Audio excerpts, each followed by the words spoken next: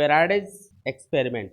Faraday और Henry नाम के दो साइंटिस्ट थे, उन्होंने कुछ एक्सपेरिमेंट्स किए और एक्सपेरिमेंट्स के बेसिस पे इस फिनोमेना का पता लगाया और कुछ रिजल्ट्स भी बताए। उन रिजल्ट्स को हम बोलते हैं Faraday's laws of electromagnetic induction. तो सबसे पहले तो एक्सपेरिमेंट देखेंगे। तीन एक्सपेरिमेंट है ना, छोटे छोटे तीन एक्सपेरिमेंट है। क्या एक्सपेरिमेंट उन्होंने किए, तो पहला जो एक्सपेरिमेंट है वो देखते हैं। उन्होंने क्या किया, एक कॉइल ली। ये क्या है, एक कॉइल। कॉइल मतलब एक वायर को ऐसे लपेट दो, कोई ज़रूरी नहीं है सर्कुलर कॉइल हो, है ना। कॉइल का मतलब कोई भी ऐसी शेप जिसमें बहुत सारे टर्न्स हो, है ना, एक ही जगह पे ऐसे लपेट दिया। स्क्वायर कॉइल भी हो सकती है, ऐसे कोई भी शेप में हो सकती है। तो ये जो कॉइल है इसको उन्होंने क्या किया, एक गैल्वेनोमीटर से कनेक्ट कर दिया। नाम सुना है क्या? गैल्वेनोमीटर क्या होता है? एक डिवाइस जो कि करंट को सेंस कर सकता है, करंट की डायरेक्शन भी बता सकता है। जो अमीटर है वो करंट को मेजर तो कर सकता है लेकिन डायरेक्शन नहीं बताता। उसमें जीरो से लेके और 0 1 2 3 ऐसे रीडिंग लिखी होती है। लेकिन जो गैल्वेनोमीटर है उसमें क्या होता है, इसमें जीरो बीच में होता है। यहाँ पे क्या होगा, जीरो होगा और पॉइंटर दोनों साइड में डिफ्लेक्ट हो सकता है, इधर भी हो सकता है और इधर भी हो सकता है। तो डिफ्लेक्शन की डायरेक्शन के अकॉर्डिंग हम ये अंदाज़ा लगा सकते हैं कि सर्किट में जो करंट है वो भी कौन सी डायरेक्शन में है। एक तरह से डायरेक्शन का भी इससे पता चलता है। अमीटर में क्या होगा, जीरो एक साइड में रहेगा, 0 1 2 3 ऐसे रीडिंग लिखी रहेंगी, उसमें एक ही साइड में हमेशा डिफ्लेक्शन आता है। ठीक है, तो उससे डायरेक्शन का नहीं पता चलता, करंट मेजर कर सकते हैं। देखो ये जो कॉयल है, अच्छा इस कॉयल के लिए मैंने एक इंपॉर्टेंट बात आपको बताई थी, वो इस चैप्टर में काम आएगी। अब ये जो एक्सिस वाली लाइन है, ये जिस पोर्शन के ऊपर से जा रही होगी कॉयल के, वो हमेशा पीछे माना जाएगा। तो ये पीछे की तरफ है और ये आगे निकला हुआ है। समझ में आया? अच्छा, अब हमने क्या किया, एक मैग्नेट ली। ये अपनी मैग्नेट, ठीक है, इसको इसके पास में रखा। हमने क्या किया, एक मैग्नेट ली और उसको इसके पास में रख दिया। रखा है ये मतलब इसमें कोई मूवमेंट नहीं है। तो यहाँ पे जो गैल्वेनोमीटर है वो जीरो करंट शो करेगा। अब हमने क्या किया है, इस मैग्नेट को मूव करवाया। अब हम क्या कर रहे हैं, इस मैग्नेट को मूव कर रहे हैं। अरे क्या कर रहे हैं, तो अब इस मैग्नेट को हम क्या कर रहे हैं, मूव कर रहे हैं। किधर मूव कर रहे हैं, अरे इस कोयल के पास में लेके जा रहे हैं। तो हमने क्या देखा कि जब हम इस मैग्नेट को इस कोयल के पास लेके जाते हैं तो इस कोयल के अंदर एक करंट प्रोड्यूस होना स्टार्ट हो जाता है। जब तक ये इस मैग्नेट को इसके पास में ले जाता रहेगा तब तक इस कोयल के अंदर एक करंट इंड्यूस होगा जिसको ये गैल्वेनोमीटर शो करेगा। मतलब इसमें एक ऐसे डिफ्लेक्शन आएगा इधर कोई भी एक डायरेक्शन में। जैसे मान लो इधर डिफ्लेक्शन आ रहा है तो इसका मतलब होगा कि इसके अंदर सर्किट के अंदर एक करंट प्रोड्यूस हो रहा है। इसके रीजन का पता लगाएंगे बाद में। तो अभी हमने क्या देखा कि जब हम मैग्नेट को इस कॉयल के पास में लेके आएंगे तो इस कॉयल के अंदर एक करंट प्रोड्यूस होगा जो ये गैल्वेनोमीटर शो करेगा। अब हमने इस मैग्नेट को वापस से, मतलब इसके पहले तो इसके पास में लेके गए, अब इससे दूर लेके जाएंगे, मतलब हम मैग्नेट को दूर खींच के लेके जा रहे हैं। तो हमने क्या देखा कि इस कॉयल के अंदर वापस से करंट इंड्यूस होता है, लेकिन इस बार उस करंट की डायरेक्शन पहले से अपोजिट होती है। मतलब वो कैसे पता चलेगा, इसमें जो डिफ्लेक्शन आएगा वो पहले मान लो इधर आ रहा था, अब किधर आएगा, अपोजिट डायरेक्शन में। ठीक है, तो उससे हमको ये पता चल गया कि जो करंट की डायरेक्शन है वो पहले से रिवर्स हो गई। समझ में आया एक्सपेरिमेंट? ये पहला एक्सपेरिमेंट है। अच्छा, इसमें एक चीज़ और हमने करके देखी। हम मैग्नेट को तेजी से इसके पास में लेके आए तो हमने क्या देखा कि इसके अंदर ज़्यादा करंट इंड्यूस हो रहा है, ज़्यादा डिफ्लेक्शन आ रहा है। पहले मान लो इसको धीरे धीरे पास लेके आए थे तब ये थोड़ा सा डिफ्लेक्ट हुआ पॉइंटर, है ना। लेकिन जब तेजी से मैग्नेट को पास लाए तो हमने क्या देखा कि जो पॉइंटर है वो ज़्यादा डिफ्लेक्ट हो रहा है, मतलब ज़्यादा करंट इंड्यूस हो रहा है। यानी कि अगर आप इस मैग्नेट को तेजी से इस कॉयल के पास लेके आओगे, मतलब इस कॉयल से पास होने वाला मैग्नेटिक फील्ड तेजी से चेंज करोगे तो क्या होगा, ज़्यादा करंट इंड्यूस होगा। अब ये चीज़ हमने वापस से इधर दूर ले जाके भी देखी कि तेजी से अगर इसको दूर खींचते हैं तो क्या होगा, इस कॉयल के अंदर अपोजिट डायरेक्शन में ज़्यादा डिफ्लेक्शन आएगा, मतलब करंट की डायरेक्शन रिवर्स हो गई वापस से खींचने पे और डिफ्लेक्शन ज़्यादा आया तेज़ी से खींचने पे। तो देखो दो रिजल्ट यहाँ पे अपन को समझ में आ रहे हैं कि मैग्नेट को तेज़ी से पास लाने से या तेज़ी से दूर ले जाने पे ज़्यादा डिफ्लेक्शन आता है गैल्वेनोमीटर में, मतलब ज़्यादा करंट इंड्यूस होता है। और दूसरी चीज़ क्या समझ में आई कि अगर मैग्नेट का मूवमेंट होगा तो कॉयल के अंदर करंट इंड्यूस होगा। बात समझ में आई क्या? ये कौन सा एक्सपेरिमेंट है, फर्स्ट एक्सपेरिमेंट।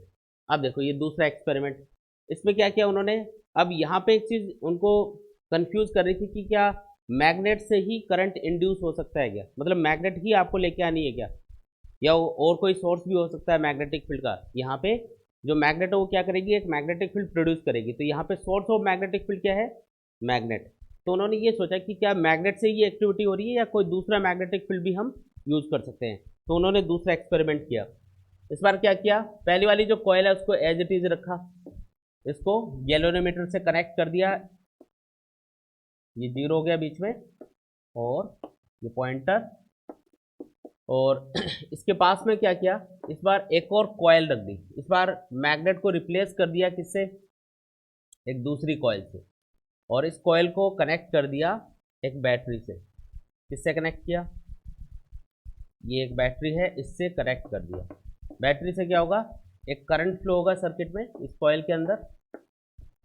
इस करंट की वजह से क्या होगा, एक मैग्नेटिक फील्ड प्रोड्यूस होगा। चलो बताओ इस मैग्नेटिक फील्ड की डायरेक्शन क्या होगी। कॉइल में करंट की डायरेक्शन मैंने दिखा रखी है, तो बताओ कि इस कॉइल में जो मैग्नेटिक फील्ड प्रोड्यूस होगा उसकी डायरेक्शन क्या होगी। करंट, अच्छा मैं ऑब्जर्वर बन के इधर से देख रहा हूँ तो मुझे करंट की डायरेक्शन क्या दिखेगी, हाँ पीछे वाले सिरे में करंट नीचे जा रहा है, आगे वाले सिरे में करंट ऊपर जा रहा है, तो करंट की डायरेक्शन हुई क्लॉकवाइज। तो मुझे क्लॉकवाइज डायरेक्शन में राइट हैंड फिंगर्स को घुमाना है, तो हम इधर जा रहे हैं। इसका मतलब जो मैग्नेटिक फील्ड होगा वो किधर होगा, राइट टू लेफ्ट। ये बात समझ में आ गई क्या। पहले मैग्नेटिक फील्ड का सोर्स कौन था, मैग्नेटिक फील्ड का सोर्स था मैग्नेट, है ना। अब कौन सोर्स है, मैग्नेटिक फील्ड का सोर्स कौन है, current carrying coil. Magnetic field यहाँ पे भी है, मैग्नेटिक फील्ड वहाँ पे भी है, सोर्स बदल दिया हमने, वापस से वही एक्टिविटी करी। इस कॉइल को इसके पास में लेके आए। अगर इसको स्टेशनरी रखेंगे यहाँ पे तो इसमें कोई डिफ्लेक्शन नहीं आएगा, मतलब कोई करंट इंड्यूस नहीं होगा। लेकिन अगर हम इस कॉइल को इसको पकड़ के ऐसे पास लेके आएंगे तो हम क्या देखेंगे कि इस कॉइल के अंदर एक करंट इंड्यूस होगा और ये गैल्वेनोमीटर एक डिफ्लेक्शन को शो करेगा। मतलब ये कन्फ्यूजन दूर हो गया कि मैग्नेटिक फील्ड का सोर्स कुछ भी हो सकता है। फिर वही एक्टिविटी, इसको दूर लेके गए, तेजी से पास लाए, तेजी से दूर लेके गए, सारी एक्टिविटी सेम थी, कोई फर्क नहीं था, कोई डिफरेंस नहीं था। मतलब मैग्नेटिक फील्ड का सोर्स कुछ भी हो सकता है, उससे कोई दिक्कत नहीं है। अब एक चीज़ और हमारे दिमाग में आ रही थी, है ना, एक चीज़ और मतलब कंफ्यूज कर रही थी कि क्या हमेशा कॉयल और मैग्नेट या दूसरी कॉयल के बीच में रिलेटिव मोशन होना जरूरी है क्या। रिलेटिव मोशन का मतलब समझते हो, एक तो होता मोशन और एक होता है रिलेटिव मोशन। मोशन का मतलब ये है कि दोनों मूव कर रही है मान लो एक ही वेलोसिटी से, तो उनके बीच में जो डिस्टेंस है वो कांस्टेंट बनी हुई है, तो उस कंडीशन में रिलेटिव मोशन नहीं होगा। तो यहाँ पे रिलेटिव मोशन का मतलब है कि चाहे ये इसके पास में है या ये इसके पास में है या ये एक दूसरे से दूर जाएं, इनके बीच में डिस्टेंस वेरी करनी चाहिए। ऐसे नहीं कि दोनों को एक स्पीड से लेके जा रहे हो और बोलो कि सर देखो ये कॉइल मूव भी कर रही है और करंट, इसमें करंट इंड्यूस नहीं हो रहा। रिलेटिव मोशन होना जरूरी है ना। तो हमारे दिमाग में ये चीज़ आ रही थी कि क्या हमेशा रिलेटिव मोशन होना जरूरी है क्या, या बिना रिलेटिव मोशन के, मतलब इन दोनों का मोशन नहीं हो फिर भी क्या करंट इंड्यूस कर किया जा सकता है, या हमेशा मैग्नेट को लेके भागना पड़ेगा इसकी तरफ, है ना। तो इसके लिए हमने क्या किया, एक और एक्सपेरिमेंट किया, वो है थर्ड एक्सपेरिमेंट। अब थर्ड एक्सपेरिमेंट मैं आपको बता रहा हूँ, ठीक है। थर्ड एक्सपेरिमेंट में क्या किया, यहाँ पे एक स्विच लगा दिया। क्या किया, यहाँ पे एक की या स्विच लगा दिया, ठीक है। शुरुआत में क्या किया, की को ऑफ रखा, तो करंट कितना रहेगा, 0। और अगर करंट 0 होगा तो यहाँ पे मैग्नेटिक फील्ड कितना होगा, वो भी 0 होगा। यहाँ पे कोई डिफ्लेक्शन नहीं आता, गैल्वेनोमीटर 0 करंट शो करता है। फिर हमने क्या किया, स्विच को ऑन किया, ठीक है। क्या किया, स्विच को ऑन। जैसे ही हम स्विच को ऑन करेंगे, है ना, जैसे ही ऑन करेंगे, ऑन करते ही यहाँ पे जो गैल्वेनोमीटर है वो एक डिफ्लेक्शन शो करेगा ऑन करते ही, और एक इंस्टेंट के लिए वो डिफ्लेक्शन दिखेगा आपको, फिर वापस से डिफ्लेक्शन 0 हो जाएगा, मतलब डिफ्लेक्शन आना बंद हो जाएगा। मतलब पॉइंटर 0 पे था, जैसे स्विच को ऑन करोगे तो आप क्या देखोगे, पॉइंटर ऐसे जाके वापस से 0 पे आ जाएगा। अब ये क्या हुआ है यहाँ पे, मतलब पॉइंटर हिला है तो इसका मतलब करंट इंड्यूस हुआ है, लेकिन कितने टाइम के लिए, सिर्फ एक इंस्टेंट के लिए, है ना। एक इंस्टेंट में ऐसा हुआ क्या, देखो जब हमने स्विच को ऑन किया, ऑन करते ही क्या हुआ, पहले ऑन करने से पहले सर्किट में करंट कितना था, 0। ऑन करते ही सर्किट में करंट फ्लो होना स्टार्ट हो गया, तो एक इंस्टेंट के अंदर सर्किट में करंट इंक्रीज हुआ, 0 से मैक्सिमम तक इंक्रीज हुआ। उस ड्यूरेशन में ये मैग्नेटिक फील्ड क्या हो रहा था, इंक्रीज हो रहा था। और इस कॉइल, क्योंकि ये कॉइल पास में रखी है तो इस कॉइल से पास होने वाला मैग्नेटिक फील्ड भी इंक्रीज हो रहा था, यानी कि इस कॉइल से पास होने वाला मैग्नेटिक फील्ड चेंज हो रहा था। यहाँ पे क्या चीज़ इंपॉर्टेंट है कि कॉइल से पास होने वाला मैग्नेटिक फील्ड चेंज होना चाहिए। क्या यहाँ पे एक इंस्टेंट के लिए इस कॉइल से पास होने वाला मैग्नेटिक फील्ड चेंज हुआ? पहले जीरो था, जीरो मैग्नेटिक फील्ड इससे पास हो रहा था, फिर ऑन करते ही एक इंस्टेंट के अंदर एकदम से मैग्नेटिक फील्ड इससे पास हुआ, यानी कि मैग्नेटिक फील्ड में, मैग्नेटिक फ्लक्स में चेंज आया। तो हमने क्या देखा कि इस कॉइल के अंदर एक करंट इंड्यूस होता है, लेकिन वो फ्लक्स में जो चेंज आता है या मैग्नेटिक फील्ड में चेंज आता है वो सिर्फ और सिर्फ एक इंस्टेंट के लिए आता है, क्योंकि एक इंस्टेंट में करंट इंक्रीज होके मैक्सिमम तक पहुंच जाता है और फिर वो कांस्टेंट करंट सर्किट में फ्लो होता रहेगा। यानी कांस्टेंट करंट का मतलब है कि अब ये जो मैग्नेटिक फील्ड प्रोड्यूस हो गया ये कांस्टेंट हो जाता है। शुरुआत में जीरो था, फिर एकदम से करंट के साथ में ये बढ़ा और फिर मैक्सिमम पे पहुंच के क्या हो गया? कांस्टेंट। अब कांस्टेंट मैग्नेटिक फील्ड जब इससे पास होगा तो क्या इससे इसके अंदर कोई करंट इंड्यूस होगा? नहीं। करंट इंड्यूस होने के लिए क्या जरूरी है? मैग्नेटिक फील्ड का चेंज होना जरूरी है या मैग्नेटिक फ्लक्स का चेंज होना जरूरी है। बातें समझ में आ रही है क्या? फिर हमने इसको कंफर्म करने के लिए कि भी हम जो सोच रहे हैं वैसा ही हुआ, तो हमने क्या किया, इसको कंफर्म करने के लिए इस स्विच को ऑफ करके देखा। जैसे हम स्विच को ऑफ करेंगे तो हम क्या देखेंगे? पहले मैग्नेटिक फील्ड मैक्सिमम पास हो रहा था इस कॉइल से, करंट मैक्सिमम था, ऑफ करते ही करंट एकदम से ड्रॉप होगा, एकदम से घट के कितना हो जाएगा? जीरो। एक इंस्टेंट का टाइम लगेगा उसमें। एक इंस्टेंट के अंदर ये मैग्नेटिक फील्ड क्या हो रहा होगा? डिक्रीज हो रहा होगा, जीरो पे जा रहा होगा। तो इस कॉइल से पास होने वाला मैग्नेटिक फील्ड भी, क्योंकि ये मैग्नेटिक फील्ड इससे भी पास हो रहा है आगे जाके, तो इस कॉइल से पास होने वाला मैग्नेटिक फील्ड पहले मैक्सिमम था जब तक ये की ऑन थी, ऑफ करते ही क्या हुआ? एकदम से ड्रॉप होके जीरो पे आ गया। क्या इससे पास होने वाला मैग्नेटिक फील्ड चेंज हुआ? एक इंस्टेंट के लिए चेंज हुआ, लेकिन इस बार जो चेंज है वो पहले से अपोजिट है। पहले मैग्नेटिक फील्ड इंक्रीज हो रहा था और अब डिक्रीज हो रहा है, इसलिए यहाँ पे जो डिफ्लेक्शन की डायरेक्शन वो पहले से अपोजिट हो जाती है। यहाँ पे भी तो वैसा ही हो रहा था, मैग्नेट पास लाओगे तो एक साइड में डिफ्लेक्शन आएगा, क्योंकि मैग्नेट को पास लाओगे ना तो इस कॉइल से पास होने वाला मैग्नेटिक फील्ड इंक्रीज होता जाएगा, क्योंकि मैग्नेट पास आ रही है, मैग्नेट का मैग्नेटिक फील्ड उसके पास में ज़्यादा होगा ना, तो जितना पास लाओगे मैग्नेट को, इस कॉइल से पास होने वाला magnetic field, magnetic flux increase होता रहेगा, और जब दूर लेके जाओगे तो क्या होगा? डिक्रीज होता जाएगा। तो मैग्नेटिक फ्लक्स इंक्रीज हो रहा है या डिक्रीज हो रहा है, इस ये चीज़ क्या डिसाइड करेगी? इंड्यूस करंट की डायरेक्शन। मतलब डिफ्लेक्शन इधर आएगा या इधर आएगा, ये कौन डिसाइड करेगा? ये डिसाइड करेगा कि आप मैग्नेट को पास ला रहे हो या दूर लेके जा रहे हो। या ऐसा बोलना चाहिए कि कॉइल से पास होने वाला मैग्नेटिक फील्ड इंक्रीज हो रहा है या डिक्रीज हो रहा है, उसके ऊपर ये चीज़ डिपेंड करेगी। बात समझ में आई? ठीक है, तीनों एक्सपेरिमेंट समझ में आए। अब इनका कॉन्क्लूजन निकालेंगे अपन, और जो कॉन्क्लूजन होगा उसको हमने दो लॉज की फॉर्म में बताया, मतलब फैराडे और हेनरी ने उसको लॉज की फॉर्म में बताया, जिन्हें क्या बोला जाता है? Faraday's laws of electromagnetic induction. पहला लॉ क्या है? देखो फर्स्ट लॉ क्या है? पहला लॉ आपको ये बताएगा कि किसी भी कॉइल में या किसी भी कंडक्टर में करंट या ईएमएफ के इंड्यूस होने का रीजन क्या होता है ना? पहला लॉ आपको क्या बताएगा? रीजन। ठीक है, समझ में आया? फैराडे और हेनरी क्या बोल रहे हैं फर्स्ट लॉ के अंदर कि किसी भी कॉइल या किसी भी कंडक्टर से पास होने वाला मैग्नेटिक फ्लक्स अगर चेंज होगा, मैग्नेटिक फील्ड की बजाय उन्होंने वर्ड यूज किया मैग्नेटिक फ्लक्स, है ना? तो मैग्नेटिक फ्लक्स ही बोलना है, कभी भी मैग्नेटिक फील्ड वेरी कर रहा है ये नहीं बोलेंगे। इससे भी पास होने वाला मैग्नेटिक फ्लक्स चेंज हो रहा था, इसलिए करंट इंड्यूस हुआ।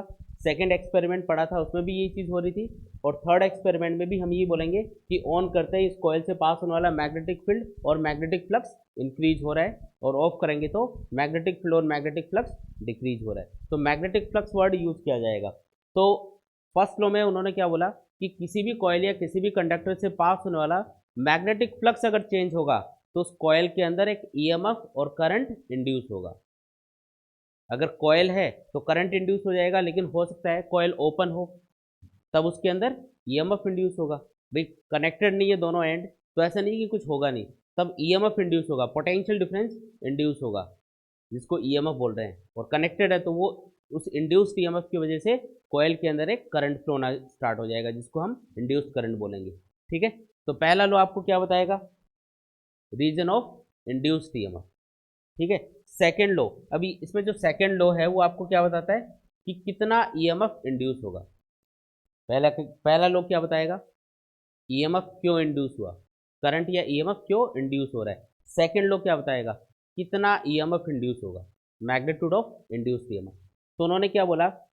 उन्होंने ऑब्जर्व किया कि जब मैग्नेट को हम तेजी से पास ला रहे हैं या तेजी से दूर लेके जा रहे हैं तो ज़्यादा करंट इंड्यूस होता है या ज़्यादा ईएमएफ इंड्यूस होता है। यानी कि मैग्नेटिक फ्लक्स को जो कि इस कॉइल से पास होगा उसको उसको जितना तेजी से चेंज किया जाएगा, यानी कि मैग्नेटिक फ्लक्स के चेंज होने की रेट जितनी ज़्यादा होगी, इंड्यूस्ड करंट या इंड्यूस्ड ईएमएफ उतना ही ज़्यादा होगा।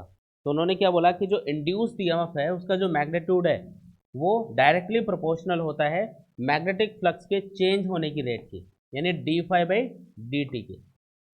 समझ में आई ये बात? ये मैथमेटिकली मैंने क्या लिखा है, जो इंड्यूस्ड ईएमएफ है वो मैग्नेटिक फ्लक्स के चेंज होने की रेट के डायरेक्टली प्रोपोर्शनल होगा। आया कि नहीं आया? ठीक है जी। तो ये प्रोपोर्शनलिटी सिंबल हटाओगे तो अगेन यहाँ पे क्या आएगा, एक कांस्टेंट आएगा।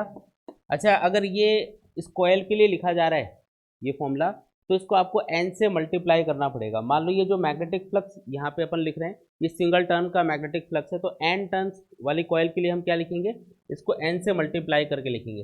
पहले तो चलो इस प्रोपोर्शनलिटी सिंबल को हटाते हैं, तो इसकी जगह क्या लिखना है, E equals to d phi by d t, और अगेन यहाँ पे जो प्रोपोर्शनलिटी कांस्टेंट है जो आएगा उसकी वैल्यू 1 होगी, तो यहाँ पे भी आपको वो नहीं लिखना, कुछ भी नहीं आएगा, सीधा प्रोपोर्शनलिटी सिंबल हट जाएगा। ठीक है, मतलब आए तो है, वैसे क्या है यहाँ पे, जो प्रोपोर्शनलिटी कांस्टेंट है वो 1 आया है, तो वो दिखाई नहीं दे रहा, क्योंकि जैसे मान लो इसकी जगह के लिखते हैं आप, प्रोपोर्शनलिटी कांस्टेंट को हटाते तो के की वैल्यू 1 है, तो 1 into d phi by d t क्या बनेगा, d phi by d t, तो सीधा लिख दिया मैंने। यहाँ पे अगर नंबर ऑफ टर्न्स दे रखे हो कॉयल में तो एन से मल्टीप्लाई कर देना। सिंगल टर्न वाली कॉयल है तो E equals to d phi by d t, n turns है तो n d phi by d t. ठीक है, एक और चीज़ यहाँ पे हम एक माइनस का सिंबल यहाँ पे यूज़ करेंगे जो कि लेंज लॉ के अकॉर्डिंग आएगा। कौन से लॉ के अकॉर्डिंग? लेंज नाम के साइंटिस्ट ने एक लॉ बताया, आगे पढ़ेंगे उसको डिटेल में, तो उसके अकॉर्डिंग आएगा। अभी उसमें मैं नहीं जा रहा है ना, नेगेटिव सिंबल लगा दो बस अभी, बाकी मैं आपको ये जब समझाऊंगा तब ये समझ में आएगा कि नेगेटिव सिंबल क्यों लगाया अपन ने। तो इंड्यूस्ड ईएमएफ कितना है, E equals to n d phi by d t, ये इंड्यूस्ड ईएमएफ का मैग्नीट्यूड होगा।